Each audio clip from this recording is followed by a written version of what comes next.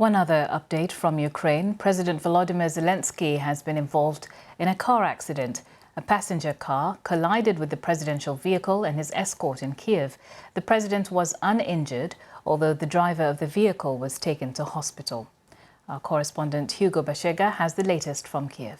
We had an update from the mayor of the city of Kyiv earlier this morning saying that more than 100 houses had been flooded, residents had been evacuated, but he said the situation was under control. Now, this is President Zelensky's hometown.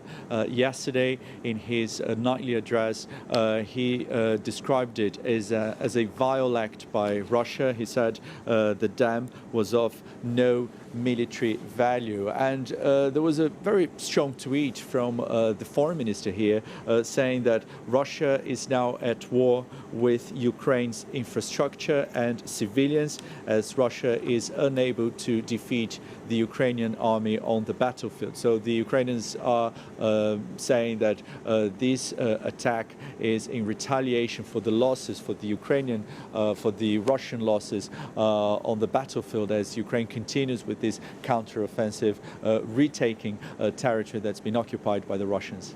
Indeed, President Zelensky described the Russians as having escaped from the battlefield in reference to some of those gains that Ukraine has been making. But just, do we know the precise scale of those gains?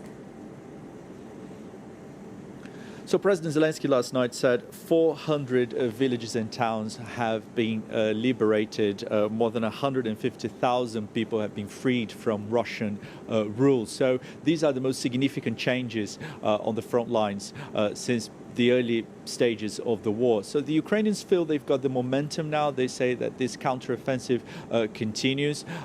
They say that all territory that's been invaded by the Russians will be retaken, so suggesting that even Crimea and parts of the east that had been under occupation since 2014 will be retaken. The situation is more challenging in the south, where the Ukrainians have launched this counteroffensive, especially around the city of Kherson, which is one of the largest Ukrainian cities in Russian hands. It's a huge challenge for the Ukrainians, despite those words, because a fifth of this country remains under Russian occupation.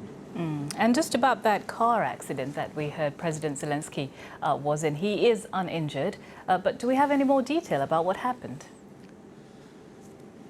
Yeah, Nancy, the statement that we had from the president's office was very short. I'm going to read it again. And it said that the president's car had collided with a vehicle here in the capital. So yesterday, we saw President Zelensky visiting some liberated areas in the northeast of the country, in the Kyiv region. And a spokesman said the president was examined by a doctor and that no serious injuries had been found and that the incident was being investigated. So we'll be watching to see whether the president is going to make any public appearance today and see what he has to say about this incident.